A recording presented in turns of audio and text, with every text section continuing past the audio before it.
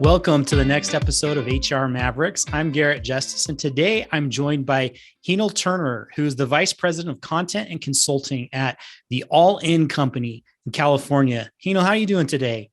I'm doing good. Thank you for having me. I'm excited to be here. It's great to have you on the show. And as you know, I know you said you listened to a few episodes of ours previously. So tell our listeners, before we jump into the topic, a little bit more about you so they can get to know you and also your company, the All In Company. Sure. So a little bit of background is my sort of passion and love is definitely helping people. And I do that in the form as a HR expert. So I have worked in HR consulting for about 10 years now. And prior to that, I was an in-house HR manager, like maybe some of your listeners. And I enjoy kind of problem solving and working with business owners. It's also very interesting to me to learn about businesses. So I like learning something new every day. So if that means learning about a new industry or a new product or, how one business solves a problem, that all helps me in my future, consulting and work. And I worked as an HR consultant, and when I serviced about probably 200 to 300 different businesses over in my career thus far. And now that brought me to the All In Company, where I work directly with business owners and specifically to help them recruit, hire, and retain, 5-star elite employees. Awesome. Well, we're super excited to have you with that background and wealth of knowledge on our show today. And I definitely think, especially right now in today's business climate, having experts like you there at the All In Company to help you with that recruiting, hiring, and retention is just so vital right now. It's been an interesting time in the last few years, especially for small businesses when it comes to that. So we're going to talk about that a little bit more. But before we really jump in, one of the questions I really like to ask a lot of our guests is, what led you to HR? What got you into in the space, in the field? And then part two of that is, what's kept you there throughout your career? That is an excellent question. And so after I finished college, I started working at a law firm with the intention of leaving the law firm and eventually going to law school. And so I did it. So I went to law school, and afterwards, I realized I just couldn't spend my day to day operating like as an attorney or really working in a lot of those codes and writing and briefs, and it was just not what I wanted to do. I feel like my strong suit is really understanding people and still helping them. And so I did have a little bit of, what do I do now? So what I started doing was taking certificate programs at the local university. I got UCI here. Mm-hmm. And with the certificate program, it's like an entry point. So you can do an introduction to business, introduction to HR, human resources. And I did the introduction to human resources, and I just loved it. So that gave me this beautiful overview of, front to back of the human resources function. And so from there, I completed the human resources certificate, and then started on my path to be certified with my PHR and PHRCA. Mm-hmm. And now I'm actually an exam writer for the HRCI organization, which is amazing. It's awesome. A big nerd checklist for me. Yeah. To do. And then I stayed in it. So I started working, of course, as a HR intern, and then kind of graduated to another job as a HR manager. And from there, I moved to an HR consultant. And I just loved it. I love it. Mm-hmm. That's great. You're not the first recovering attorney that we've had on the show. It seems like there's more of those recovering attorneys that kind of find their way into HR eventually, huh? Right. That's great. Well, again, coming back to this topic, just with the climate that so many small businesses especially have been facing when it comes to recruiting, hiring, retaining employees, you and I decided we really wanted to focus really on that aspect, since that's where most of your day-to-day work has been focused recently too. So specifically on how can small businesses, entrepreneurs and small businesses really recruit their dream team, especially right now in today's climate. So to really get us started kind of down that path, I'm curious if you would mind sharing with us what you think the most common recruiting mistake is that companies, especially small businesses, make today. Yeah. So, I think of two things really come to my head. And the first is businesses, they do what everybody else is doing. So if you can imagine, I'm a business owner and I say, you know what, I need to find a receptionist. And so I Google receptionist job posting, receptionist job description. So I take that and I post it on Indeed, and on the title, I write receptionist, available Monday through Friday, 8 to 5. And as a and that's a mistake, because what you're doing is you're doing what everybody else is doing. And and what you need to do is you need to think differently and be different and set yourself apart from the rest of the the employers out there, so that the job seeker can identify you as as someone who's unique in the market and not just like everybody else. And when you set yourself apart, that's what you're doing to attract the right talent. Because the truth is, you don't want just a receptionist. You want a 5-star rock star receptionist who's passionate about your industry and who shares those same values with you. Because when you're aligned in those ways, the people who work for your organization are just so much better. So the first mistake is they're just doing what everyone else is doing. And the second mistake is when they're out there, looking for something, it's not always clear what they're looking for. So, my challenge to the people out there who are recruiting is to be more specific in what you're looking for. So you have to list out, in your job posting, like list out what your core values are, list out what your job specific expectations are, and what success looks like in that role. Because the people who find that information interesting and they find it as a challenge, those are your 5-star employees, and those are the people you want. So putting out those like generic vanilla job descriptions and doing what everyone else is doing is really a mistake. Yeah, I love those tips. And I think you're absolutely right. And, I might be biased on this, but because of my background, I come from more of a marketing background than an HR background, right? I just see so many similarities between, good marketing and good recruiting, which really is about employer branding. And it's about attracting the right person who you want to hire. Just like marketing is about attracting the right person who you want to become your customer, right? And so again, just kind of going back to some of your examples that you were sharing there, man, there's so many times where marketers think about how can we be different and position ourselves in a way to our potential audience where we're unique and where, we show up where they are and we appear to them to be something that is different and unique, right? And so again, I think there's so many similarities in what you were just saying there. How can you show who you really are as a company to attract the right person, not just any receptionist, but the right receptionist who's going to be, like you said, that 5-star rock star employee for you, right? Absolutely. And plus, you bring up the point of, attracting the right person for what your organization needs and what's important to you. And so if I were to ask, most business owners out there, well, what are your core values? Maybe they won't know the answer, and maybe they don't know exactly what that means. Or, if I say, okay, well, what's important to you? Oh, it's so important for me that every detail is right all the time. So that is something that needs to be pushed out there when you're recruiting, because the person you're looking for needs to find that same thing very important, or else the person who you bring on is going to disappoint you.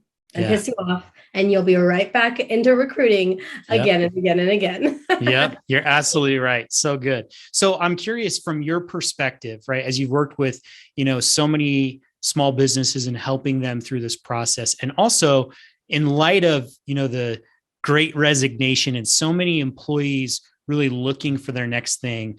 I'm curious from your perspective, why do you think so many employees are leaving their jobs today? Why are they looking for the next thing?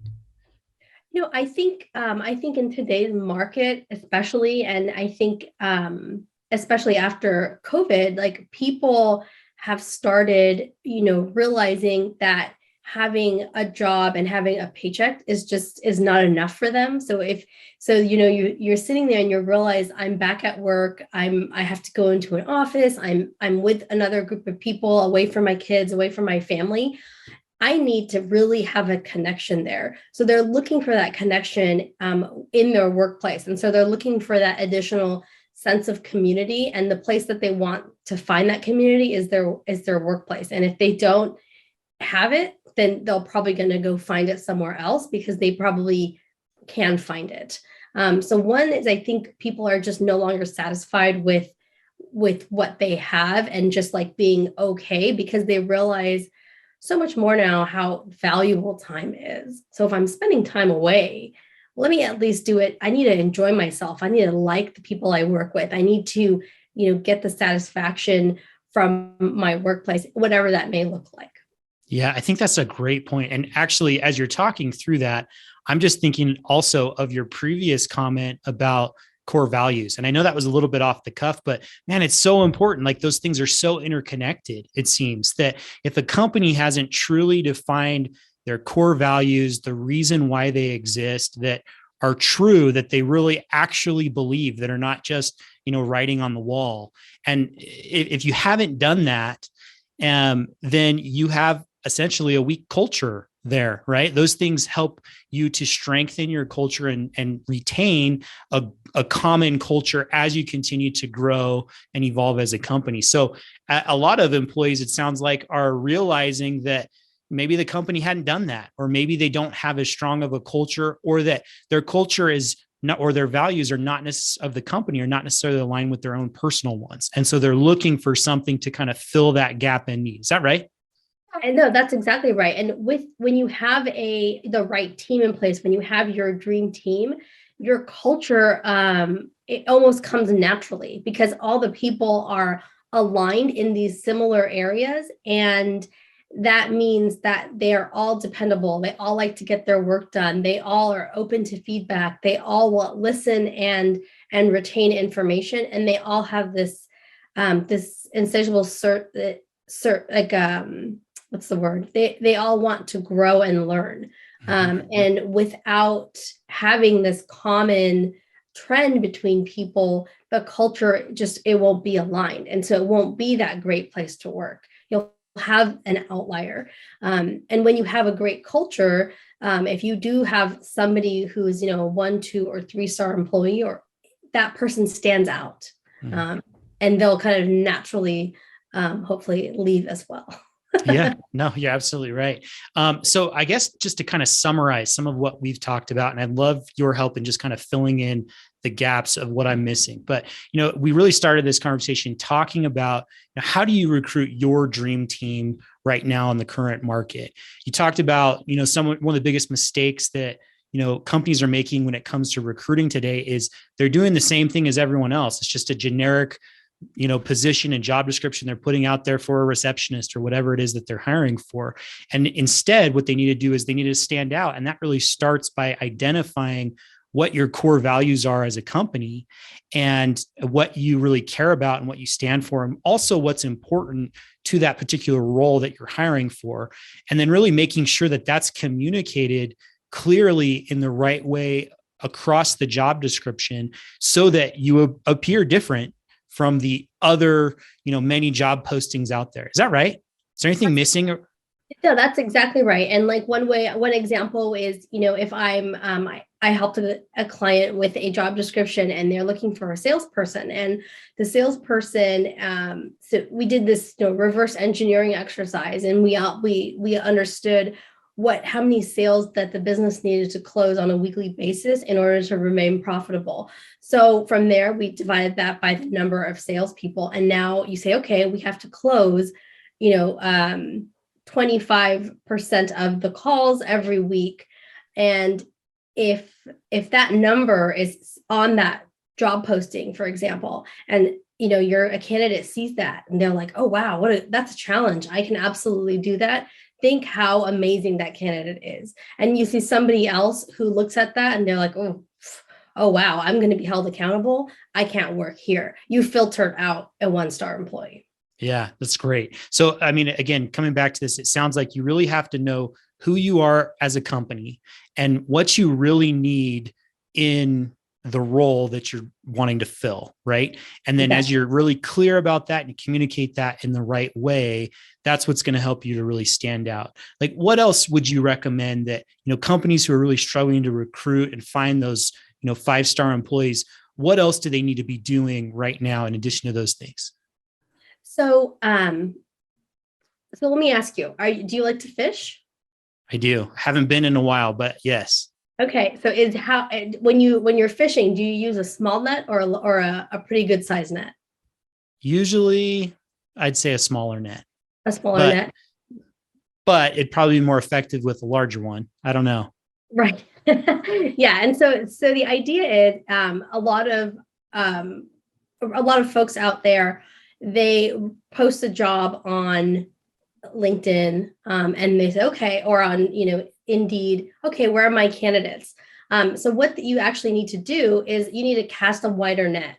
So you need to, implement a referral program with your existing employees. You have to have effective job postings and post them on your normal sites as well.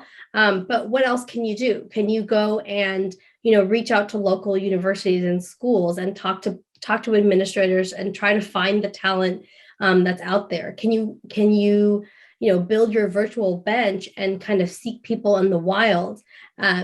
So you've got to think a little bit differently and do more than just what everyone is doing in terms of your recruitment efforts as well. So we can't do one thing, one post, and expect that we're going to keep receiving candidates to find.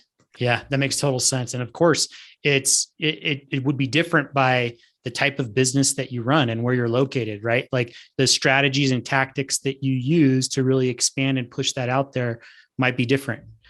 So good. That's awesome. So, my next question for you, is really just, we've talked about the end goal is hiring these like 5-star rock star employees for whatever position it is. I mean, it doesn't really matter. It doesn't have to be a senior level position. It can be a receptionist. It could be a janitor, but how do you find the best one for your company who's the best fit for your company? And so really in that vein, how do you spot a 5-star employee? Like, what are the qualities that make someone truly great at whatever it is that they do? And how can hiring managers and recruiters really identify that through the hiring process? Sure. So we have identified 11 universal qualities for a 5-star employee. So I'll list them out right now. So really, 5-star employees are supportive, they're collaborative, they're proactive, they're flexible, they complete tasks, they achieve the goals, they produce quantifiable results for you.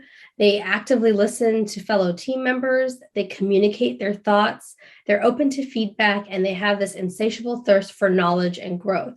And the best way to identify them, it's really going to be a combination of, you have to create a recruitment and process, and in your process, you have to include specific filters that repel 1, 2, and 3-star employees from applying. So some of those things like the details of your job descriptions, the results that you're expecting people to produce, and then in your interview process, you need to be asking the right questions. So you need to have a sophisticated plan and process in your interview questions and in your entire process, so that you are, having these conversations. And then each step of the way, you need to create a score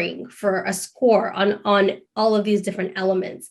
And really, you don't want to settle. So if you're talking to somebody and you've decided that, this person, for example, is just doesn't, like, I'm talking to this person and this person doesn't have these 11 qualities, I can kind of determine that from some of the questions that I've asked. Don't settle. So that person is not going to move on in your interview process. Yeah. We've got like a one filter that I love to do is, if you need somebody who pays attention to detail, for example, which is probably most positions out there, in your job posting, include a specific instruction, right? So use this word in the subject line of an email, etc. And then when you go and search for, the resumes, you make sure you're not even looking at the people who didn't follow those instructions.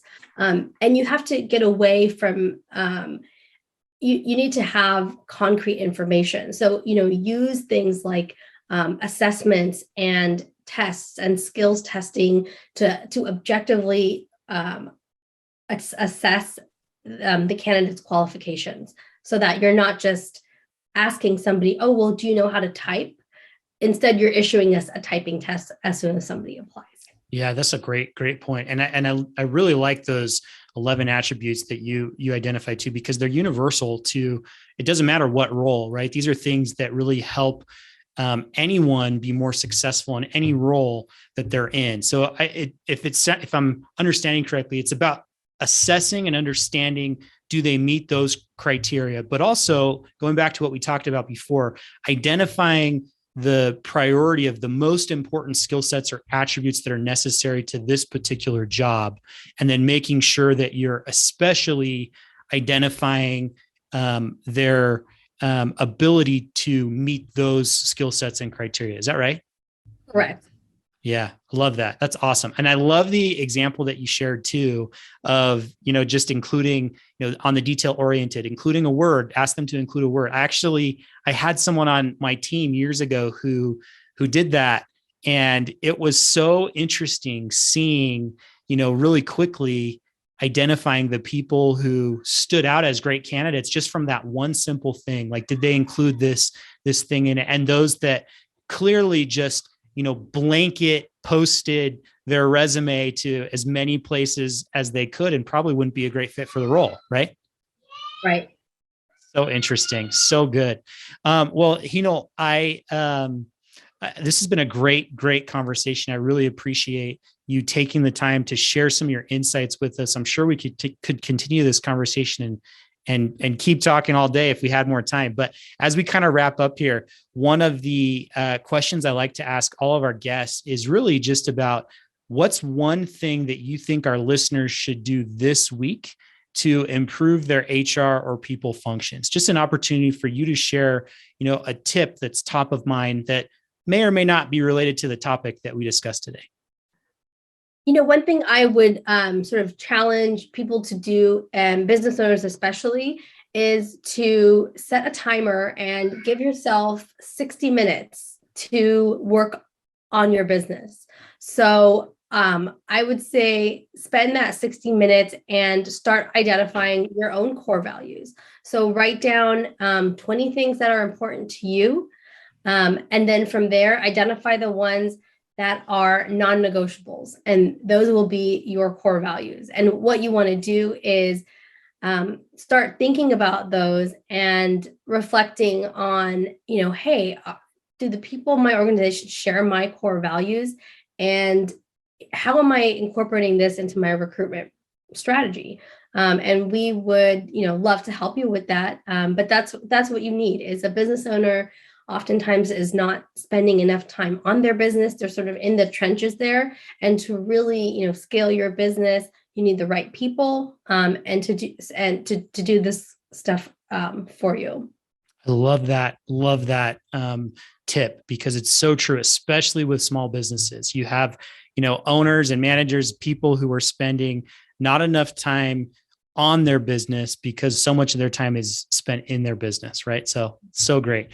Well, this has been so great. What has as we kind of wrap up here, what's the best way for listeners to get in contact with you, either if they have follow-up questions about the topic or if they want to learn more about working with the All In Company? Sure. If you have any follow-up questions for me, like definitely reach out to me directly. My email is heenle@theallincompany.com. And if you want to know more about our organization and upcoming programming or just some excellent tips, check us out. We are at 5staremployees.com. That's the number 5staremployees.com. Awesome. Thank you so much. Hope you have a great rest of the day. Thanks, you too.